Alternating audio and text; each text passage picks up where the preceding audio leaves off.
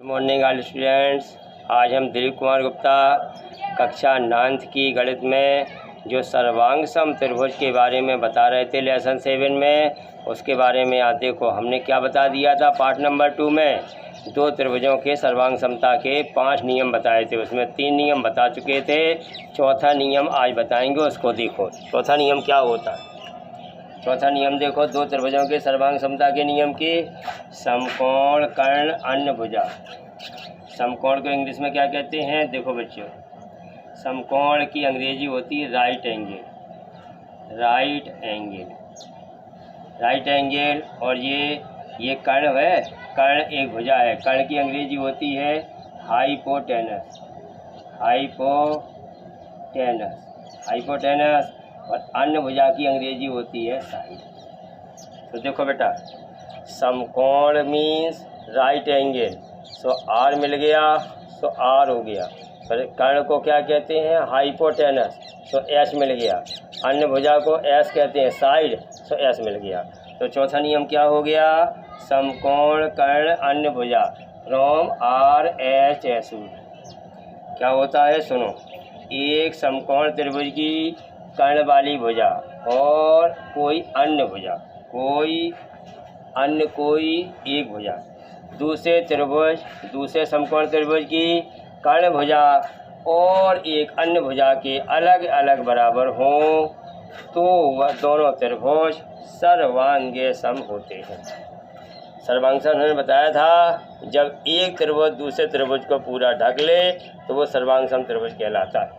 अब देखिए, ये आपका ए बी सी, ए को बी से मिलाया ए बी भुजा बन गई, बी को सी से मिलाया बी सी भुजा बन गई, और एक ए सी भुजा बन गई। कितनी भुजाएं बन गई? 3 भुजाएं से घिरी आकृति को त्रिभुज कहते हैं। ए बी सी एक त्रिभुज बन गया जिसमें बी बिंदु पर बना कोण 90 अंश का है, तो ये समकोण हो गया। इसमें दूसरा त्रिभुज डी ई एफ बन गया जिसमें ये ई बिंदु पर कोण कितने का बना बेटा? 90 अंश का बना, तो ये समकोण हो गया। ये दोनों त्रिभुज में ये कोण 90 बी कोण है, ये ई कोण 90 है, ये दो समकोण त्रिभुज हो गए। ये 90 अंश के सामने वाली भुजा को क्या कहते हैं? उसको कर्ण कहते हैं। तो इसमें कर्ण वाली भुजा कौन सी हो गई बेटा? कर्ण वाली भुजा ए सी हो गई। इसमें 90 के सामने वाली भुजा कौन सी है? डी एफ, ये कर्ण हो गई। अब कर्ण के अलावा ये लंब होगी, ये आधार होगी, या फिर ये लंब होगी तो ये आधार होगी। तो इसमें 3 सेंटीमीटर ए भी है और इसमें डी ई 3 सेंटीमीटर है। तो देखो, समकोण त्रिभुज ए बी सी और समकोण त्रिभुज डी ई एफ में इस वाले त्रिभुज में कौन सा कोण 90 है? कोण बी 90 है, और इसमें कोण ई 90 है। तो कोण बी बराबर कोण ई बराबर 90 अंश। ये कहाँ से आया? हमें सवाल में दिया गया था। चलिए, कर्ण वाली भुजा इस त्रिभुज में देखो, इस त्रिभुज में कर्ण वाली भुजा का नाम क्या है? ए सी। इसमें कर्ण वाली भुजा का नाम क्या है? डी है। तो 90 अंश के सामने वाली, ये 90 वाले कोण के सामने भुजा जो बनी है ना ए सी, ये कर्ण कहलाती है। तो कर्ण भुजा ए सी बराबर कर्ण भुजा डी एफ बराबर 5 सेंटीमीटर दिया है। अब अन्य भुजा कौन सी बराबर दी? ये 3 सेंटीमीटर। तो इसमें कौन सी है? 3 सेंटीमीटर का नाम क्या है? ए बी भुजा। भुजा ए बी बराबर अन्य भुजा डी एफ बराबर 3 सेंटीमीटर, ये भी दिया गया है। तो इसमें 90 दिया गया है, कर्ण वाली भुजा बराबर दी, अन्य भुजा बराबर दी। तो त्रिभुज ए बी सी कैसा हो गया? सर्वांग सम हो गया। त्रिभुज डी ई एफ हो गया, कौन से नियम से हो गया? फ्रॉम राइट एंगल, ये राइट एंगल हो गया, ये हाइपोटेनस हो गया, ये साइड हो गया। From R H S D M से ये सर्वांग सम हो गए। जब त्रिभुज सर्वांग सम हो जाते हैं तो क्या होता है? ये सर्वांग सम का मतलब होता है ये त्रिभुज, अब जब ये सर्वांग सम त्रिभुज हो गए, ये दोनों त्रिभुज सर्वांग सम हो गए, तो ये त्रिभुज इसके ऊपर जब रख दिया जाएगा तो ये त्रिभुज इसको पूरा ढक लेगा। तो ए किसको ढक लेगा? ए बिंदु ढक लेगा डी बिंदु को। तो ए का संगत भाग हो गया कोण, ए का संगत भाग डी, और बी का संगत भाग ई, और सी का संगत भाग एफ हो गया, और ए बी भुजा की संगत भुजा डी ई हो गई, बी सी भुजा की संगत भुजा ई एफ हो गई, ए सी भुजा की संगत भुजा डी एफ हो गई। तो सर्वांग सम के संगत भाग कैसे होते? संगत भाग बराबर होंगे। अतः बोलो, इसमें ए कोण किसको ढकेगा? डी कोण को। कोण ए बराबर कोण डी हो गया, और कोण सी बराबर कोण एफ हो गया। और BC बराबर क्या हो गया, EF हो गया। ये संगत भाग हो गए, बराबर हो गए। इस प्रकार से ये नियम आपको समझ में आ गया होगा बच्चों। ये नियम कॉपी में लिख लेना आराम से। अगला नियम एक और बचा, 5वां, वो देखें। चलिए 5वां नियम देखो बेटा। 5वां नियम क्या है, कोण कोण भुजा नियम। कोण की इंग्लिश क्या होती, एंगल। कोण की इंग्लिश क्या होती, ANGLE, एंगल। कोण की इंग्लिश एंगल, ANGLE। और भुजा की इंग्लिश साइड। तो एंगल से A मिल गया, फिर एंगल से A मिल गया, साइड से A मिल गया। कौन सा नियम हो गया, AAS नियम। तो कोण कोण भुजा नियम, from angle angle side rule. क्या होता है सुनो, जब एक त्रिभुज की एक भुजा और कोई भी दो कोण दूसरे त्रिभुज की एक भुजा और कोई भी दो कोणों के अलग अलग बराबर हों, तो त्रिभुज अलग अलग है ना, तो त्रिभुज अलग अलग बराबर हों तो दोनों त्रिभुज कैसे हो जाते हैं, सर्वांगसम होते हैं। देखिए ये कौन सा त्रिभुज बना है, ये ABC त्रिभुज बना, ABC त्रिभुज। और ये कौन सा त्रिभुज बना, DEF बना। ये त्रिभुज DEF बन गया। अब इसमें देखो दोनों त्रिभुजों में, त्रिभुज ABC में कोण A 100 का है और DEF त्रिभुज में कोण D 100 का अंश का है। त्रिभुज ABC में कोण B 30 का है और कोण E 30 का है। और जो 100 अंश और 30 अंश बनने वाली भुजा जो AB है ये बराबर नहीं दी गई। अगर ये बराबर दी जाती तो कोण भुजा कोण नियम लगता, ASA लगता, जबकि ये नियम दिया।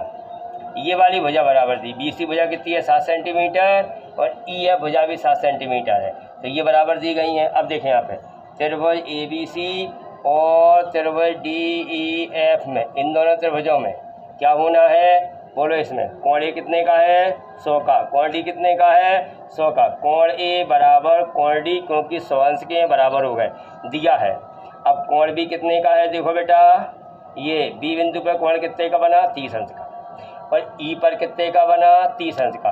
तो कोण B कितने का है 30 का, कोण E कितने का है 30 का। तो कोण B बराबर कोण E बराबर 30 अंश का हो गया, दिया गया है।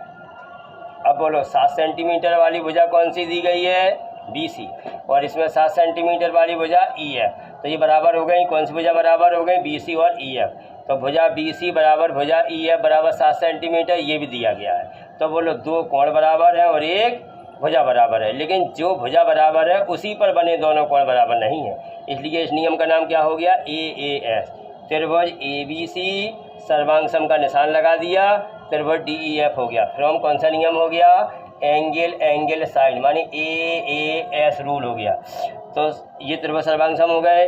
जब ये दो त्रिभुज सर्वांगसम हो जाते हैं तो ये त्रिभुज इसको पूरा पूरा ढक लेगा, ये त्रिभुज इसको भी ढक लेगा, तो संगत भाग बराबर होते हैं। संगत भाग में क्या होगा बोलो, इसमें A कोण हमें मालूम है, B कोण मालूम है, C कोण मालूम नहीं है। बोलो C कोण मालूम नहीं है, उसमें F कोण का मान पता नहीं है, तो C कोण किसको ढक लेगा, F को ढक लेगा। तो C का संगत कोण F हो गया। संगत कोण कैसे होते, संगत कोण बराबर होते, तो संगत कोण में हमने बराबर लगा दिया। अब सुनो, अब हमें AB भुजा पता नहीं है, तो AB भुजा किसको ढक लेगी, DE को, तो AB का संगत भाग DE हो गया, तो AB बराबर DE हो गया। अब AC किसको ढक लेगा पूरा पूरा, DF को, AC बराबर DF हो गया। तो इस प्रकार से ये नियम आपका पूरा। अब दो त्रिभुजों के सर्वांगसम त्रिभुज के पांचों नियम कंप्लीट हो गए, प्रश्नावली स्टार्ट हो गया। अब आपकी प्रश्नावली 7.1 आज शुरू होती है। देखिए पहला सवाल, चतुर्भुज ACBD में AC भुजा बराबर AD के, AC और AD बराबर है, कौन कौन, देखो ये कौन सी भुजा है, ये AC भुजा हो गई, ये बराबर है किसके, AD के। AC किसके बराबर है, AD के बराबर, AC बराबर AD के। ये संकेत बना हुआ है, ये इस प्रकार से 1 नंबर, ये भुजा बराबर है, AC बराबर AD हो गया। और AB भुजा क्या कर रही, कोण A को समद्विभाजित करती है। यदि कोई रेखा किसी कोण को समद्विभाजित करती है, देखो AB रेखा, ये ए बिंदु है, ए बी रेखा क्या कर रही है, ये ए बी रेखा क्या कर रही है, इस पूरे कोण ए को समद्विभाजित कर रही है। तो ये कोण समद्विभाजित, सम माने बराबर, द्वि माने दो, भाजित माने भाग, तो सी ए बी के बराबर डी ए सी हो गया। समझ में आ गया ना। अब आगे देखो, तो आपको सिद्ध करना है, सिद्ध करना है कि दर्शाइए कि त्रिभुज ए बी सी सर्वांग सम त्रिभुज ए बी डी होगा। अब आप बी सी और बी डी के बारे में क्या जानते हैं, क्या कह सकते हैं। बी सी कौन है, ये बी सी है और ये बी डी है, इनके बारे में आप क्या कह सकते हो। जब आगे यदि ये दोनों त्रिभुज सर्वांग सम हो जाएं तो इनके संगत भाग बराबर होंगे, तो बी सी और बी डी बराबर होंगे। अगर ये सर्वांग सम त्रिभुज नहीं होंगे तो इनके संगत भाग भी बराबर नहीं होंगे। तो बी सी और बी डी के बारे में क्या कह सकते हो, यदि ये वाला त्रिभुज जब इसके सर्वांग सम हो जाएगा तो इसमें ए बी भुजा है और इसमें बी सी भुजा है और बी सी की संगत भुजा बी डी है, तो ये बराबर हो जाएंगे।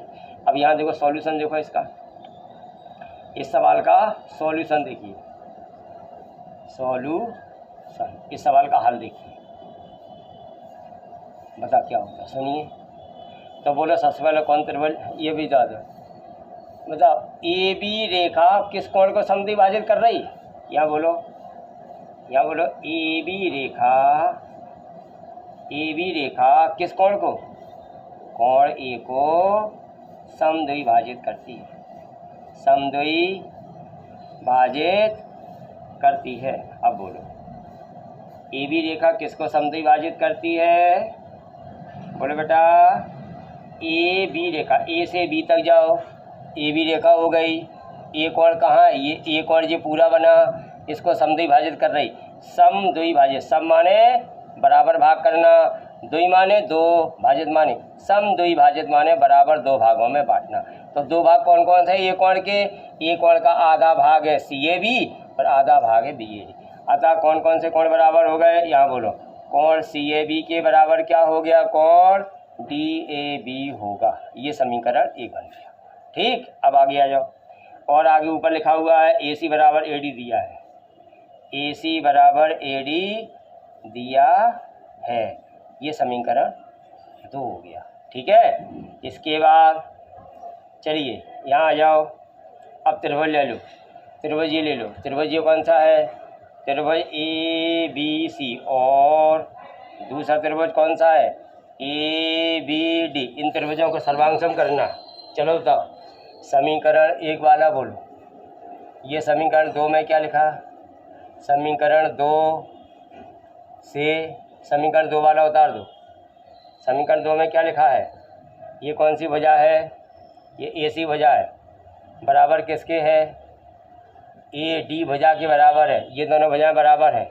ठीक है, आप समीकरण एक वाला उतार दो, समीकरण एक वाला उतारिए, ये उतारो, ये क्या लिखा, कोण सी ए बी हो गया, बराबर किसके है, ये लिखा, कोण डी ए बी के बराबर हो गया।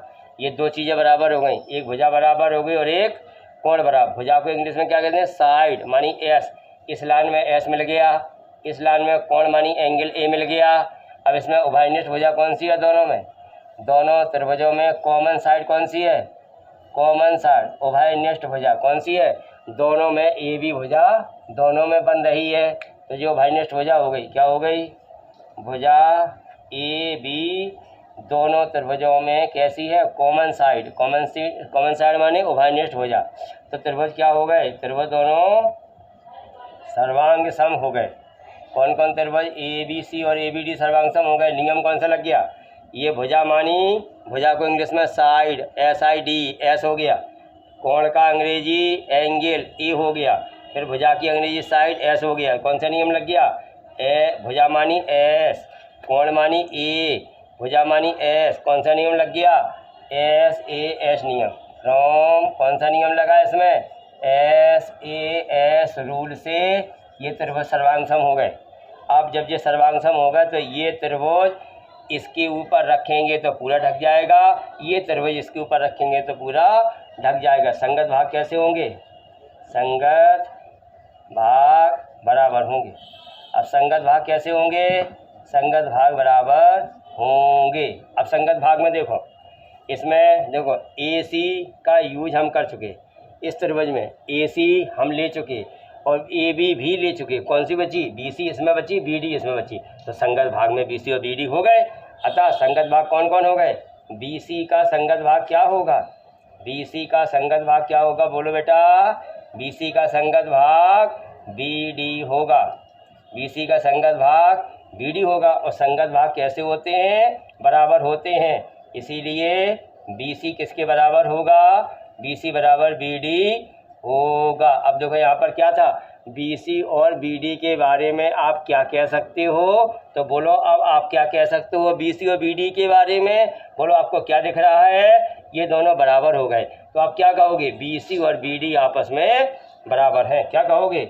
अतः बी सी और बी डी, बी सी और बी डी आपस में कैसे हैं, ये दोनों आपस में बराबर हैं, बराबर बराबर हैं। आ गया समझ में कि नहीं आया, ये आपका सवाल पूरा कंप्लीट हो गया।